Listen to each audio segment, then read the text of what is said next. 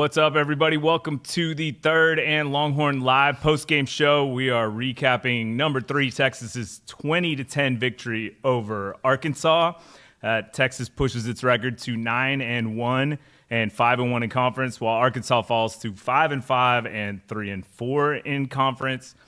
Guys, normally we start with the offensive breakdown, but I think out of respect today and just the performance we saw, let's start with the defense. And Hills, I'm going to have to turn it over to Oak because we got to go to him, man. Congrats to them. Those guys give us your thoughts, man. Man, I'm going to try not to take up everything and leave some for Hills. But, man, we got a championship-level defense on this team. Like, we have a defense that can carry us and not only get us to the chip, but can win it for us. Like, when we talk about having possibly the best secondary in the country, and we saw it with the play of Jahdae Barron. Like, and I want to take some time real quick to speak on Jahdae. And I know he's a good friend of both me and Jade's at this table. We've known him for a long time. Jahdae wanted to leave last year. Like, he was closest to Xavier Worthy, Jordan Whittington. Those were his guys. That was his group. They left and went on to the league. Do you know how hard it was for him to stay in school and stay one more year? He wanted to go too. But no, he knew that work still needed to be done. And guess what? He put that work in, and this is the type of player that he is. So, like, it's a foregone conclusion. He's going to be a finalist for the Jim Thorpe. I think he has a chance of winning it, and I hope he can get that. That performance might have pushed it. And just so everyone knows what we're referring to, Jahdae had 1 interception, 1 sack, 2 passes defense, and led the team in tackles at 8 tackles. Yeah. Before I pass it to Jay, I just want to say one thing that's so impressive about this defense for me is that they start fast every single game. Like, the start that we want the offense to have, this defense is starting like that. Like, we're forcing a turnover in the first quarter for the past, 3 or 4 games? Got one against Florida. What was the game before that? Vandy. Got an early one against Vandy. I want to say we got a couple of them going back. But we start fast defensively. And early in this game, when I saw Taylon Green dropping back and just standing in the pocket, I knew it was going to be a long day for him. You cannot have a drop passing attack against us and not get hit. And we showed that we can rush the passer. Well, but Hills, I'm going to cut you off because before you do, I want to give Oak a little bit so he can talk about his defensive line, and then you get to go. Hills. Oh, those boys. Yeah. You get to cover this. Okay, so second sack party of the season. Not saying that this is the second game that we've shown up rushing. How many did they have? But we had 6 total. 6 total today. Second sack party of the season. The thing that you like to see about it, we were handing out invites this time. The first sack party was just us in the house, just us kicking it. We handed out invites, gave one out to Jahdae, gave one out to a couple other guys. But this defense and this defensive line is lethal, and we're seeing the development week in and week out. Shout out Alfred Collins. Huge game. I know there was a lot of pressure on his back this season. Coming into the season, would he be able to reach his full potential? Man, we're seeing a superstar on the defensive line right now. 1 sack, 6 tackles, and 1 forced fumble today for Alfred. Huge game. All right, Hills, go. I don't want to go too far, right? I want to still talk about number 7. Okay. Erasing stuff. Yeah. Right? Remember earlier this year we were calling 40 a racer. Mm-hmm. He closes so fast on the ball. He's still that. Mm-hmm. 7's doing the exact same thing. Mm-hmm. Right? If it's not a perfect ball, then chances are it's probably not going to be caught. And he's taking advantage of opportunities too. What we always say, tips and overthrows. Mm-hmm. That seam ball that old boy threw down in the first quarter on their first drive, that wasn't a bad ball. Wide receiver didn't bring it in. It ends up being Texas's ball.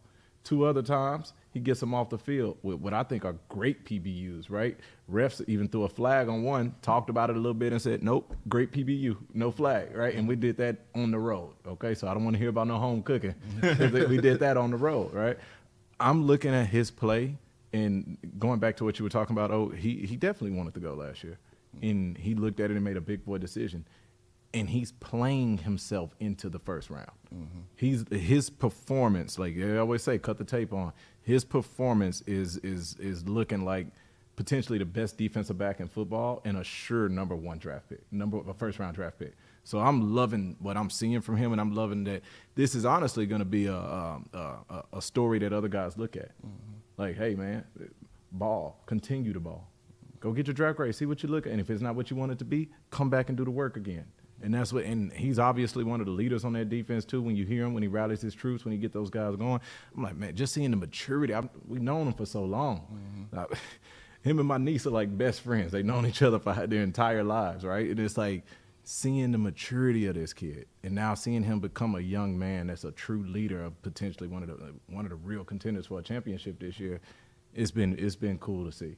And then, I mean, once again, front to back, we keep saying that this might be the best, if not one of the best defenses in college football, and they showed up again today. We gave up a 12-play, 75-yard touchdown drive in the third quarter, midway through the third. 3.5 minutes left in there. Three and a half minutes. Yeah. That drive alone was more yards than we had given up to that point in the game. Man.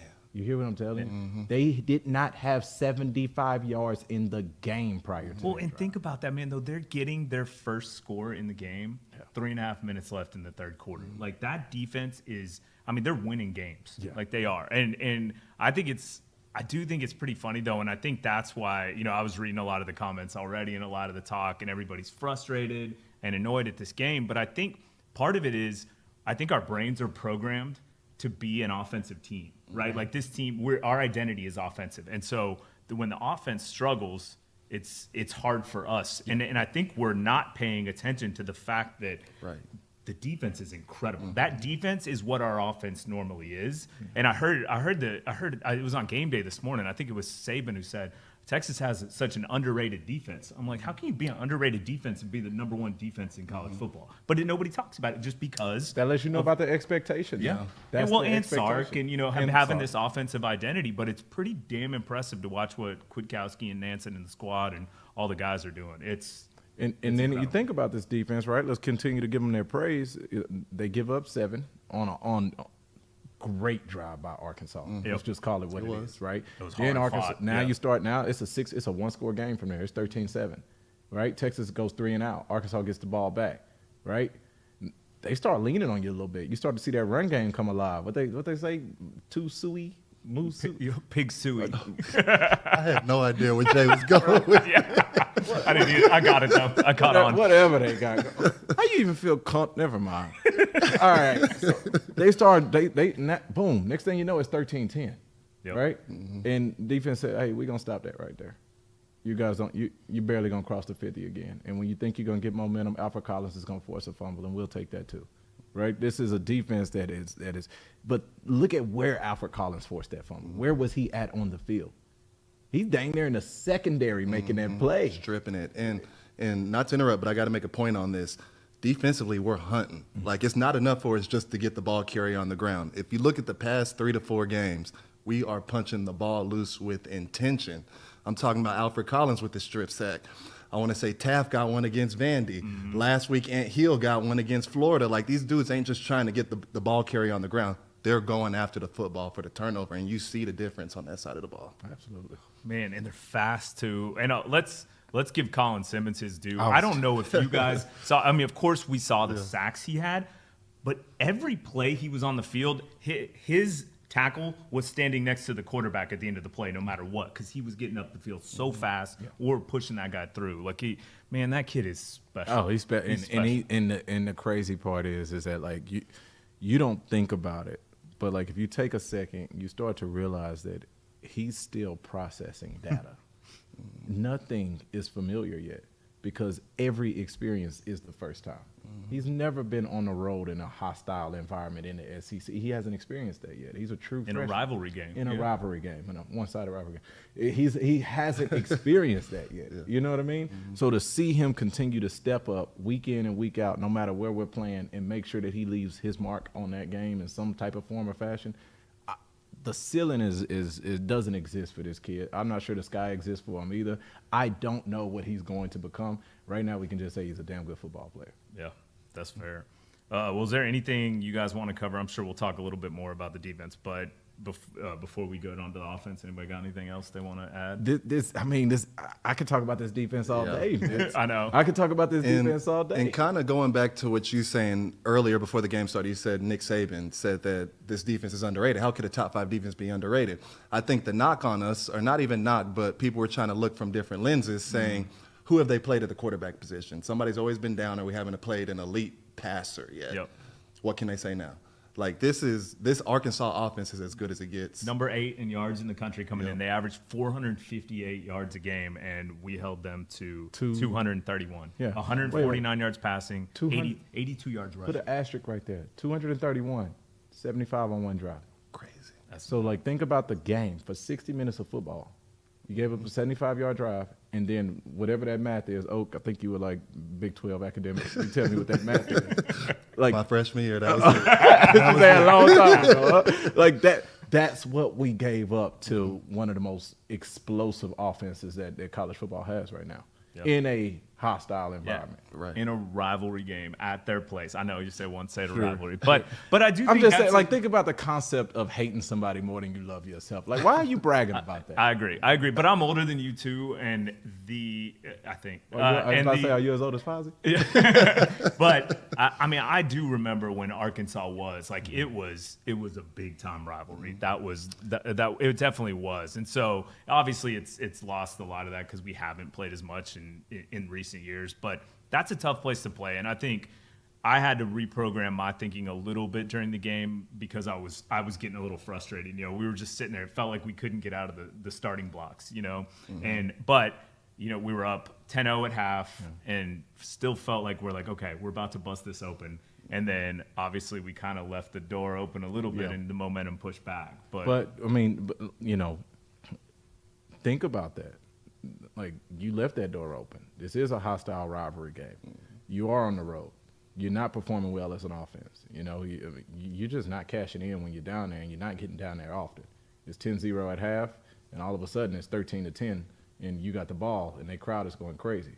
And what do you do in that moment? straight down the field. Straight down the field for 7. I was impressed by that. Right? Straight down the field for 7, right? Yep. So, and it felt even, you know, I guess the cherry on top was the fact of the explosive play from the running back at that time, right? Even though, you know, sometimes it's better to be lucky than good, because I could not, but I was like, when I seen him make the cut and you see the safety spin out to go. Oh, we all saw it. I'm looking like, you don't know he's there. It was slow-mo, too. Immediately, I'm like, oh, crap, you don't know. I was screaming at the TV. Yeah. I'm sure y'all I were fell too. for it too. I'm like, oh no, not You to knew it was him. going. Yeah. Not to I him. know. Not to him, right? Yeah. Because that could have been, who knows? It could have been the nail in the coffin if we're being real. Yeah. But Shout outs to one of our MVPs, the sideline on that play. Absolutely. Like, it saved our butts. Absolutely. That ball, the way the ball went to, I was like, Just keep going. Keep going.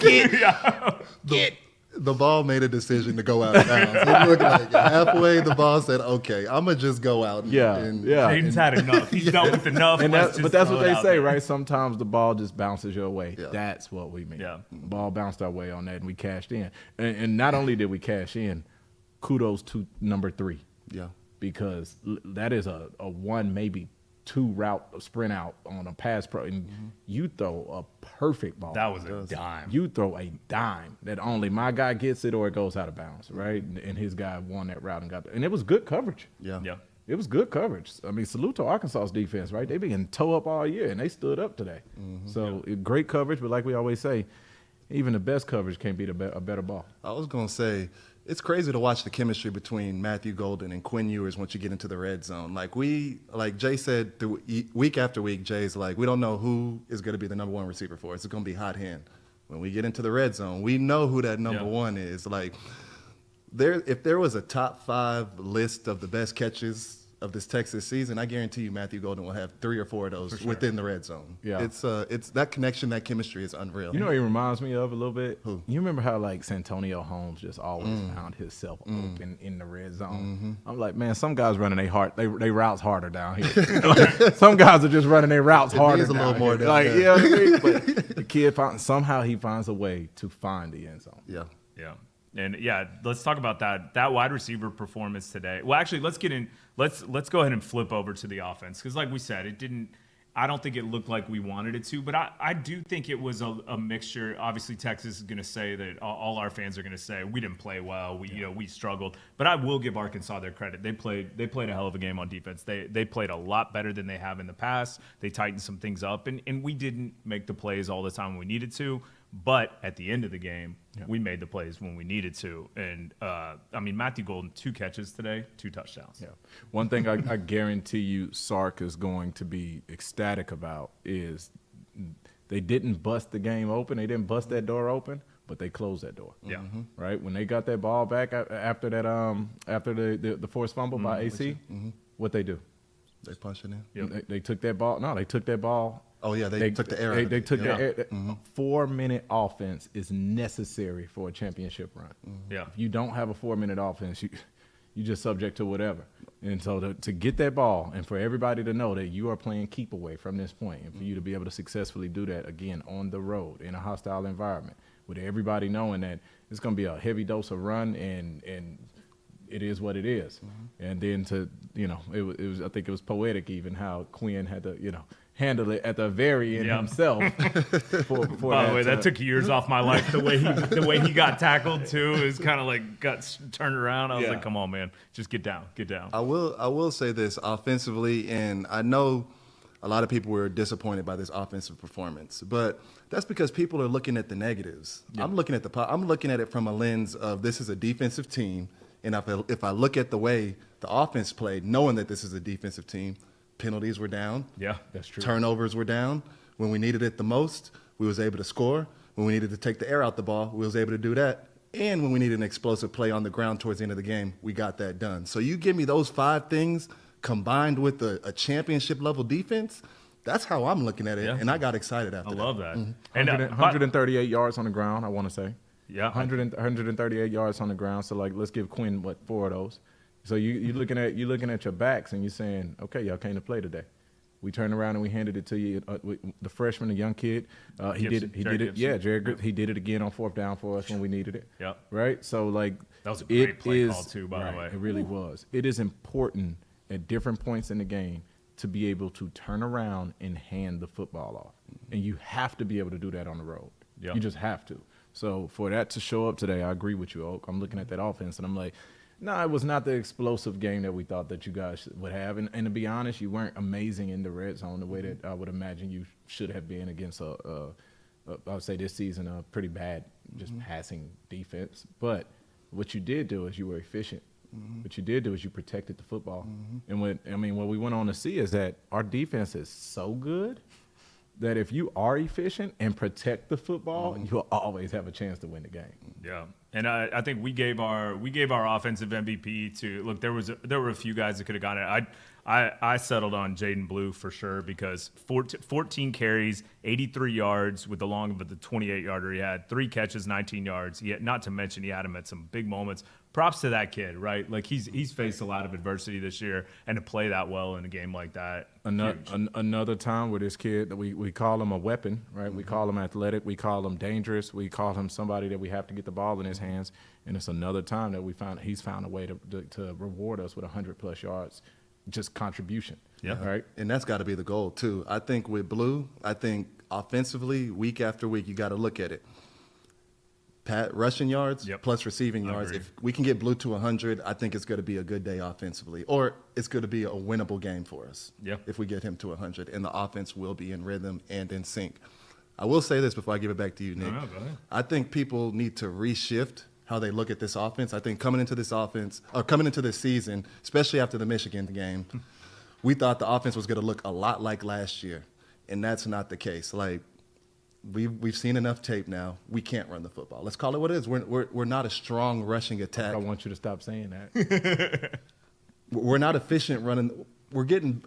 I don't want to say we can't run the football. We can't run it when we want to right now. We can't dominate the game. We can't dominate the game running the football right now, and that changes the whole offense. Like when you're forcing Quinn to make the explosive plays, when you're putting so much on Quinn's shoulder, and now he's not getting protected the way we was protecting him early in the season, we got to reshift our expectations for this offense. And with reshifting those expectations, like I just said 5 minutes ago, I'm looking at it from a defensive standpoint.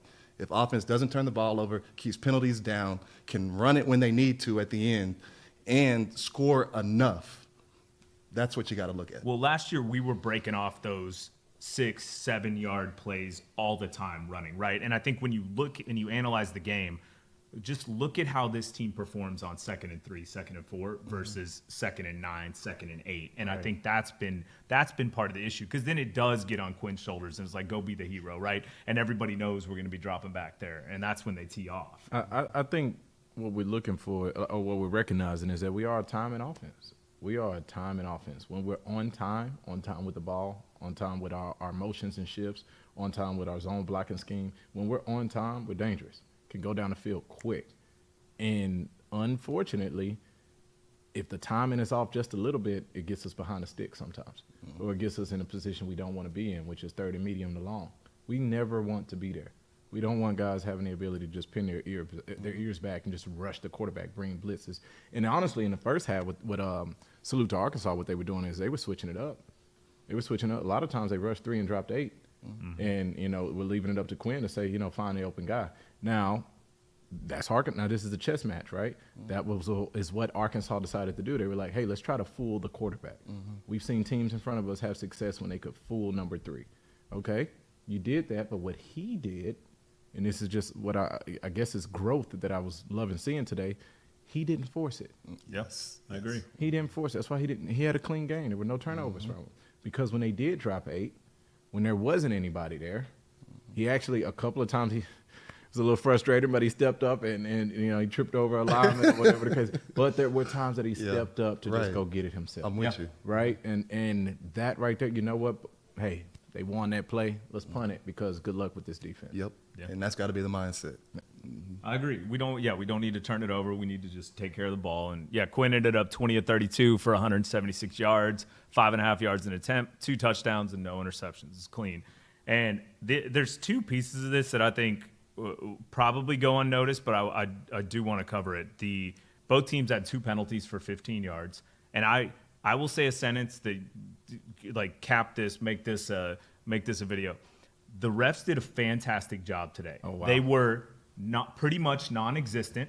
4 penalties the whole game, right? And before the Arkansas fans get all up in arms and say, "Oh, they picked up the 2 flags on us," the most egregious missed call of the game today was on Matthew Golden in the end zone. Oh, my. That pass was interference? the definition of pass interference. God. So head not around, Yeah. running through, grabbing them early, pushing them out. Never turned around. Never hit him, turned around. And he couldn't get to the ball. Impeded the ball. So Yeah. Arkansas fans, save your garbage comments on that because you definitely got benefited from the officials. Oh, you know how before every season, I want to say it's in late July, the officials come and they meet with the team and they kind of show you hey, this is what we're calling. Yeah, this is what we're going to put an This emphasis is what on we're gonna this put season. an emphasis on this season. This happens all over the country, right? They have little cut-ups. They will play this clip as far as this is what we say pass interference is. All right, That was the definition. That was textbook pass. No turnaround, impeded his ability to get the ball in the end zone. The announcer didn't know what to say either. He was like, "Oh, well, that I mean, I guess they could have called that there." I was like, all right, yeah, that's what it is. They 100%. It was football. It always They let gets them play. awkward when the announcing crew tries to protect the refs. So Yeah, nah, man. But I will say they did a great job, and I think that those are the kind of games I like to watch where the penalties aren't taking over the game. You don't have replays left and right. The game had a good flow. It was a moved game. it was like good that football from game. that aspect. It was. Agreed. Yeah. Special teams wise, my man Burt finally got himself on the board a little bit. He Yeah. was 2 for 2, knocked through what he needed to, including a long at 39, and he was 2 for 2 on extra points. Kern averaged just under 40 yards on his 6 punts. He got a lot of action today, and I will say at the start of the game, special teams were a big piece of it. I mean, Texas just missed that first punt on the block, and then the pressure on I can't remember the kid's name, the punter, who's actually a really good punter from Arkansas. Yeah. The pressure on him caused him to drop it, miss that punt, and get pin us on their 48. So the special teams were a big piece of this, and we took care of business when I think we won that battle. Yeah. Silas Bolden took 10 years again off my life on picking up that ball on the 2-yard line. I love Silas, but I love he's courageous. He's very, very fast. Yep. He's athletic, and I know him to be a smart human. I would just, I would appreciate if he didn't do that. I lost some years of my life, but yeah. I will say, speaking on special teams, with the offense tapering off a little bit and expectations reshifting for them, that's a unit I would like to see a few more big plays get made within. And we have the capability. We have a great coaching staff, and we have the players to do it. So I would like to see them continue to build off today and get a few more impact plays on that side of the ball. We still haven't seen it. It was the crazy part because you have Bolden and Golden back. You have Bolden on the punts and Golden on the kicks, and those are 2 of the best in the game. Yep. And Golden has it. You can tell he's just aching to get one. He's it's gonna happen. And Silas has had some success on the punts, but yeah, I totally agree with you. I think we haven't seen the best of what that unit can do at all. I want to talk about other things, but I can't stop thinking about this defensive line. Yeah. Man, it was The rotation, the depth, the consistency. I mean, I don't know if there's a more dominant group in college football at one position. And I'm saying dominant. Like, it's not just one guy. It's not two guys. It's not even just 3 or 4 guys. we are legit 8 deep up front. That is insane. I don't know the last time I seen that. And I mean, I speak about it every time I see him. I love watching 45 play. I love watching Vernon Broughton play. You know, when he trots into the game, your quarterback is going to get pressured up the middle. Like, first play he was in, first rush, came in and almost took him out in the knees, took Green out in the knees. Yeah. I'm like, that's what we're getting from him every time. I love to see it. Teams, after watching this game, have to know they cannot drop back and just keep their quarterback in the pocket on us. Yeah. If not, it's going to be a 6 to 8 sack game. And that's neutering an offense to a certain extent. Like, them moving forward, they have to be mindful of that because we just put that on tape. Yeah, and we ended up with 6 sacks on defense, 9 tackles for a loss. I mean, just absolutely dominant. And Arkansas has, I would say that was, minus maybe the Colorado State kid, but I think he was. I think Andrew Armstrong's the best receiver we played this year on Arkansas. Nice. 6 catches, 74 yards, didn't break 100. And honestly, one real kind of momentum shifting catch on that deep ball. And he made some good plays. But, man, Manny Muhammad, Gavin Holmes, all the guys that aren't Jahdae, Barron, like Gilbo, everybody. It's impressive, man. Team effort, and then Makuba and Taff have been so solid. I just remember, I will never forget how much people hated on Michael Taff 2 years ago, and even last year. And now you look at that and look at how hard that kid has worked and what he's doing. It's pretty cool to watch. Yeah, he's going to play himself into the league. Yeah, seriously, he said that. I mean, that's what he said. He came in here and said that. He's like, I'm going to play in the NFL. And I believe it. I'm not betting against him. Everybody bets against him tends to lose. I tell people, you want to know a dangerous person to bet against? A walk-on that's balling. Because you don't know what that guy's been through. It took a lot for that guy to get He's right not there. giving it up. And he ain't giving it up. So, salute to him. Love it. Well, let's. I think we should go ahead and get to some of the comments, unless you guys want to talk about Bert Auburn anymore. So, but I want to see Bert get like a visor. I want to see a Bert celebration dance. That's what I want to see. Yeah. Actually, I probably don't want to see that. I want to see. You know how like Melo used to do I want to see Bert like. I want to see Bert like. Or just I want to see Bert Bert hit after his 3rd field goal. He's just walking down the field. Like I want to see Bert. He's got like, a stylist. Bert got.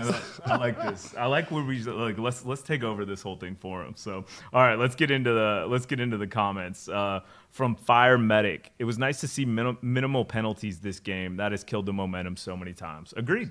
Like that, the pre-snap penalties, like all those things didn't affect the team today. Like and I think that's a big deal. And this team, obviously, you can tell it was a focus this past week or the past few weeks, I think, and it's starting to show. So you got to play clean on the road. Yeah. You just do because everything else is against you, and when fans feel like they impacted something in the game, like a false start or, any kind of penalty that the fan feels like they impacted, they won't sit down. It's a snowball effect. Yeah, it is a snowball effect. So to play a clean football game like that, and I mean, you really didn't. Of course, they were loud early, but for the most part, they were pretty chill until the game got a little bit closer than we would like. I mean, and credit us, they didn't have anything to get excited about. Like the first 3 quarters, they didn't have much to cheer for. Exactly. Besides it being a somewhat close game. Right. So, you're right. Clean game. That's what you get. Neutralize the home crowd. Huge. From Patrick Camacho, good to see we can use the run to close out the game for sure. Yeah, they definitely did. They ate up yards, and we didn't talk about him. Trey Wisner had some hard runs today and took some 2-yard carries and turned them into 6-yard carries, which doesn't show up on the stat sheet as much, but I think that was a big piece of. That's the part we're talking about as far as like we're a rhythm offense. When I do turn around and hand it off, I need you to reward me with 2nd and 6. I need it to be 2nd and 5, 2nd and 7. What I can't have is 2nd and 9. Yep. Like I should have called something else. Yep. You know what I mean? So our running backs, we put the ball in their hand and they rewarded us a lot today. Yeah. Good stuff. From E. Hernandez, number 1, defense. Number 2, limit big energy plays. Didn't happen until third quarter. 3, control the clock. 4, dominate in red zone. 5, stay disciplined. Hook 'em. Yeah. Yes, sir, coach. Yeah. That's the blueprint. Yes, sir, coach. Sound like a blueprint to me. That was solid. From Dadgum Batman, shout out to him, always commenting on here. Jahdae did Jahdae things. And I love hearing that because that lets you know that you're playing at such a level that we're starting to expect it, and we love to see it. You know what I mean? It's like it's not a surprise. I'll be honest. Once upon a time, not this season, there was a time when the ball would be up in the air and you would just kind of freeze, like, oh. You hold your breath a little bit. You know what I mean? Yep. Now when that ball goes up in the air, I'm almost like, is that our ball? I'm waiting to see our uniform. Yeah, I'm waiting for the tip. Yeah. I'm waiting for the tip. Exactly. So I will say this on Jahdae. However he closes out this season and goes into the draft, wherever he's at the end of the season, his stock will rise. Because once scouts and GMs start digging and see some of his tape from last year, him playing in the box, yeah. Oh, really? They're going to really fall in love with this dude. Yeah. So I love where Jahdae's at, and he deserves everything he's got. You're going to see somebody that's, like, continuously worked on their game. Mm-hmm. Like, you just compare his tape to his tape, nothing else. Just compare him to him. And you're like, oh, my goodness, this kid went from making splashy plays to being, like, a consistent force who obviously will come up and run support, who was, I mean, even today on one of the they tried the little out route or whatever, the little motion out route. He kept outside. He kept him contained inside. Boom, shedded the block, got out there, made the play. This was after a pick. Mm-hmm. Yep. This was after a PBU on third. Like, you know what I mean? He's showing a wide variety of just range, skill sets that he's now impacting football games. You are getting people off the field. Yeah, love it. I'm with you. From MJF, from the 13-minute left in the game, the entire team was clutch and collectively closed out the game. I agree. As a team that's trying to win a championship that has those aspirations, that's a game like that where things are teetering, it's in the balance. This is where you're made. And this team took care of business, got the turnover when they needed to, marched down the field when they needed to. The drive to the touchdown drive there was a season-changing drive, right? Like that game wasn't decided, right? Like we were sitting here biting our nails off, I know, but we took care of business and took over. Yeah, no, that was a culture drive. Like that's the type of drive that springboards you into the SEC championship and then going on to the Natty. Like that was a pivotal moment, and it could have gone good or it could have gone bad, but that's how pivotal it was for us. And before that, like during that drive, that first down, the camera pans to Alfred Collins, and did y'all see his reaction to that first down? Like after he made that first one, I missed it. He was on. 10. He was pissed. He looked like he was turned up. He was a kid in the candy store. He was smiling. Oh, he was smiling, jumping up and down, throwing his fist. fist. That's how you reward the defense, man. Yep. Like, that's how you reward the defense. Hey, defense, we appreciate the ball. Mm-hmm. Y'all go ahead and start heading to the locker room. We got it from here. And I like you saying that because that's the biggest motivator for a defense. Offensively, you don't have to get it all game long. I mean, defensively, we would like you to, but we understand you don't have to. But if defense believes that the offense can get it in the fourth quarter, we're going to play hard all 4 quarters. So you hear it. Yeah. You hear it all the time. You're going to start hearing stuff on the sideline from them big boys up front. But, hey, we need one stop. Mm-hmm. Yep. And they genuinely believe that. Mm-hmm. They genuinely believe one stop in the game's ours. And you've seen that. We rewarded them for that today. And Oak said it. You see that type of stuff springboard a team. Yeah. Well, and I don't think we covered it, but I want to make sure they get some credit too. The offensive line played a heck of a game, right? Like they kept clean on the penalties. They did what they needed to. Yeah, Quinn got sacked a few times, but I think a lot of times it wasn't because of a rush. It was just him stepping up into the cover sack. Yeah, it was a cover sack. And so, like, props to the line. I don't think we gave them a shout out, but they deserve it. Like, they were solid. You didn't hear a ton about. And that was a solid defensive line too. Like Landon Jackson is the real deal. Yeah, he's first, second rounder, and then they got some big boys up front too in the middle. So shout out to the O line. They played a good game, played a clean game, and we need that moving forward. Yeah, I agree. Let's see, from Kyle W. Travis Hunter may win the Heisman, but Jahdae is the best defensive back in the country. Period. Yeah, no, Travis Hunter's out of this world. Yeah, but like he's the next level athlete. Yeah, I don't know if y'all seen. It was 4th and 8. They threw a flag route, and he went up over everybody, and it didn't even look like they jumped on. Like he looked like he jumped on a trampoline, and everybody else just jumped off the floor. Like Travis Hunter's in a different world, but I 100% agree. The Thorpe Award, if it was given away today as the best defensive back in the country, it has to go to number 7. Agreed. Yeah. I don't think there's much of an argument there, honestly.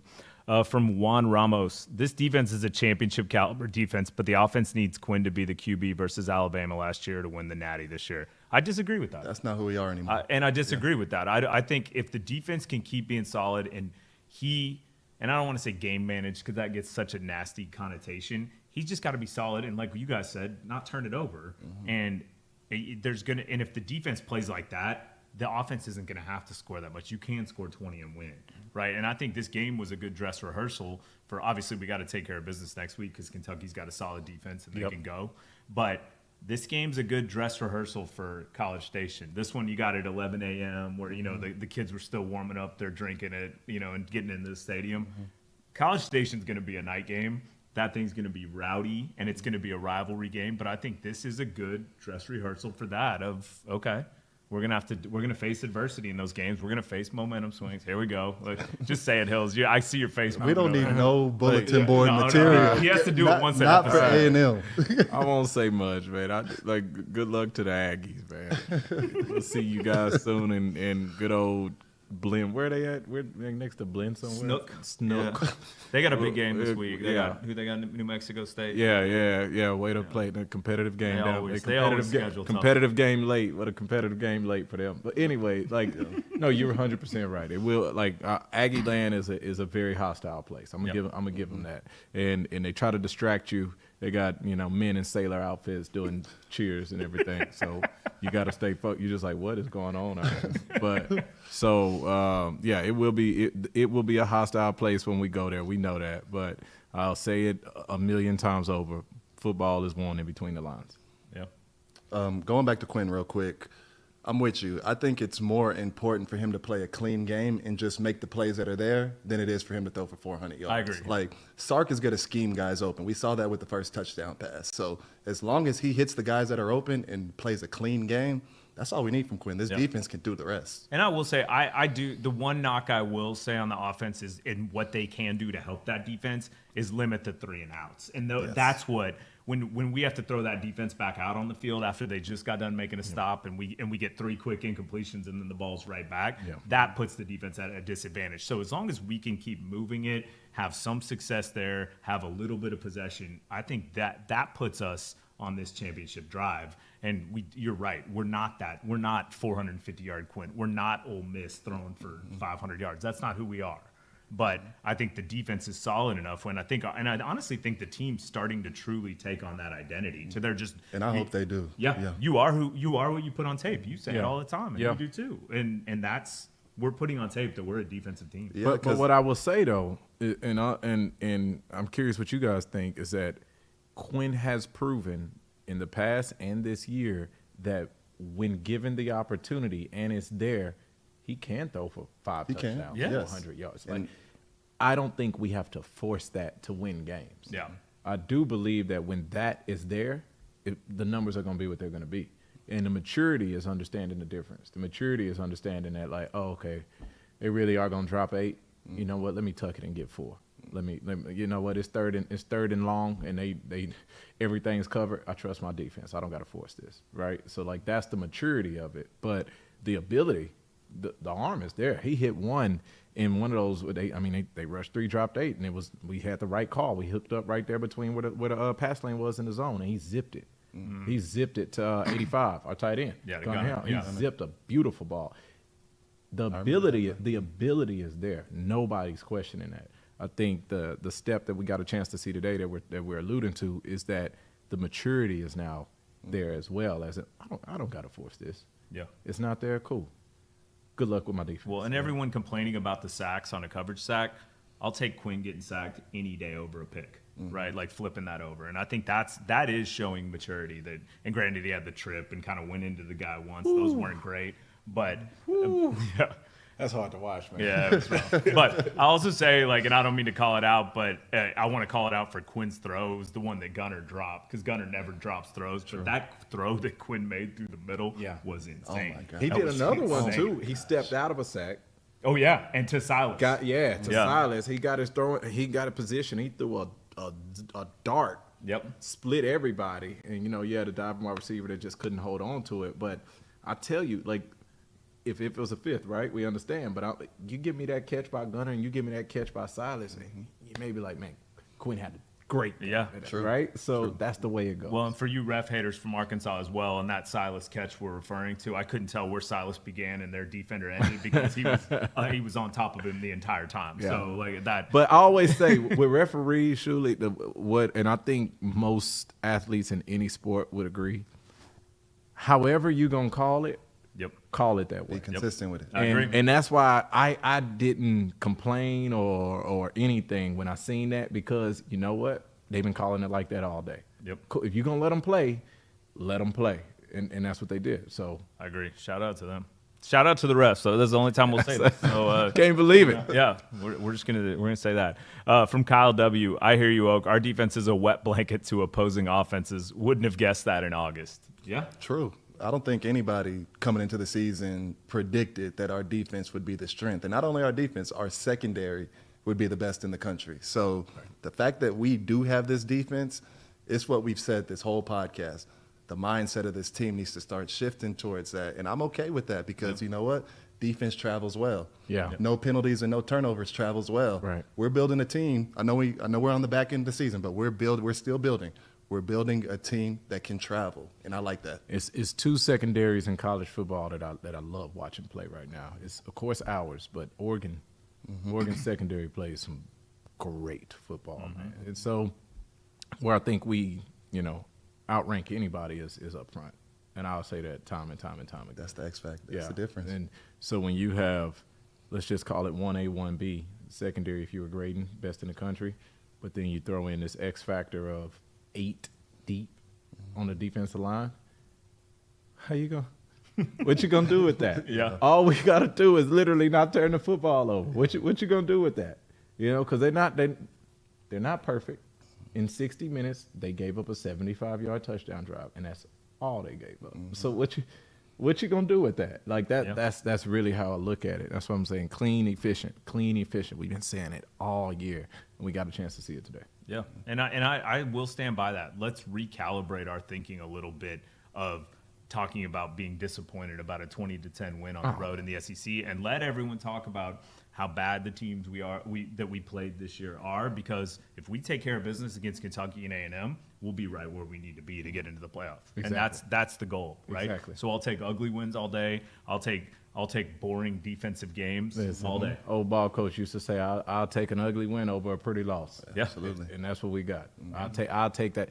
This is the number 8 offense in the country on the road, and they didn't get anything going. We can't overemphasize this. 75-yard touchdown drive, and to that point, they had 68 yards of offense. Unreal. Yeah. With everybody, and they got weapons with galore. everybody there, with that everybody offense there, is loaded. everybody there, and loaded. everybody available, right? Everybody there, everybody available, everybody playing. It wasn't like, if they had this, they had this. No, sir. This is the group that's been producing at home, right? So that's how good your defense is. Yeah. That's how good your defense is. Yeah, Taylor Green, who's a dynamic quarterback. That kid is dynamic. Absolutely. 17 to 25, 149 yards in a pick. Yeah. And Jaquindon Jackson, who's a beast of a running back. Yeah. 11 carries, 56 yards, and a touchdown. Yeah. And I was a little nervous heading into the game. Like I thought that was going to be a big question mark for us, and we shut the door on them. They had 3 running backs that can play ball, and that wasn't the issue. And Talon scared me. Talon is a scary quarterback. That kid is a big-time athlete with a great arm, and he can run. He got loose, I want to say once. He really got loose, and that's it. That's all we got a chance to really just see from his athletic ability. Outside of that, I said it in the pregame show, we have so much athleticism on our outside, our ends and our outside backers. We can almost go in a foot race, step for step, with anybody else's fast quarterback, tight end, running back, et cetera. And we're probably going to beat you to the edge. Yeah. An athletic quarterback is only dangerous when he can get outside. If he can't get outside, that's when you get that sack party. And some of those sacks were trying to scramble, trying to make a play, and he sacked himself. Oh, I can't. Oh, actually, I can't outrun this guy. Yeah. Right. So the kid is a dynamic athlete that taking nothing away from him. I just think we were better today. Yeah, and for everyone that complains about Quinn getting sacked, Taylor Green got sacked 6 times. Yeah, So, I bet he'll trade that. So, yeah, exactly. All right, from Eduardo, enjoy the program. Thanks, fellas, for bringing this to us. Thank y'all for watching. Like, shout-outs. That's what keeps us going. Yeah, if we nobody was appreciate watching. our listeners. Yeah. Yes, sir. If y'all weren't there, we wouldn't be doing this. I look at everybody that listens and watches this as friends of mine that I get a chance to talk crap about Texas A&M with. So, thank you guys. We're gonna look. Jay might have to miss the preview show against A&M. We don't need. I'm gonna say what needs to be said. No bad energy or bulletin board material going into Say the quiet A&M. part out loud. Say the quiet part out loud. Listen, man, if you think you're going to run zone read all day and come beat us, good luck. You're going to figure it out. We're going to have Mike Elko on the phone like, hey, can we get a tape of that? We love you guys showing. Like I we said, just kind of want to show this I'm going to around. say this. They got all excited because they beat LSU. They beat LSU when they took the kid out and put the zone read kid from Tennessee in. Then they took that zone read show up to South Carolina, and South Carolina showed them you can't do that for 4 quarters. So like I said, if you think you're going to run zone read for 4 quarters and beat us, good luck. Good Lord. All right, before we get too deep in bulletin board, this is from Higgs. By the way, as always, shout out to Derrick Joe and Mark Higgins for making this whole thing happen. Guy, D. Joe, Higgs. They're behind Yes, the sir. scenes, and they deserve all the credit for what goes on here. And so Higgs writes this from Jahdae says he kept saying 2021 in the tunnel pregame to Sorrell to emphasize the need to avenge the loss the last time here. That kid is, I'm telling you, that's And that's the the thing too. I know people, we harped on this being a rivalry from way back in the day, and all these young kids don't really know the extent of the rivalry. That's all the history they needed right there was that 2021 game. So Yeah. I'm glad that they kept it at the top of their mind. And you guys said it, and Higgs and I started when we started all the NIL at Texas with Clark Field Collective, and we worked with Jahdae a lot 2 years ago. Jahdae was a kid, right? Like Jahdae was, goofy, fun, like, doing funny stuff all the time and what have you. And he's a dynamic kid, dynamic personality. He has grown up so much. I listened to his interviews. I'm so proud of who he, not only as a player, but just who he has become as a human. It's awesome to watch and to see him grow into his leadership. One thing he did that I thought was pretty cool, they were asking him about Makumba's play, and he stops the interview and calls him over there because he said, it's cool to answer this, but I want him to hear it from him. Yeah. Like, I love that. You know what I mean? Like, this kid's it's not for show. It's a real leader. Yeah. It's a real leader, and it feels like he's on a revenge tour, man. Yeah. Yeah, like he's playing. Everything feels intentional, and it seems personal. Yeah. It all seems personal, He right? was supposed to leave last Yep. year. It hurt him. Yeah. It hurt him, man. Having Yeah. to come back, you could tell Yeah. it had an effect on him, and he stepped up to the plate. Agreed. And from the quickest wit in Austin, Mark Higgins said, "Men in sailor outfits T-shirt coming soon." I ain't gonna wear it. Man, I'm telling you, have y'all been to college? Yes, Station, man? many times. Let me salute, man. Environment is out of this world. It is amazing. What y'all got going on, man?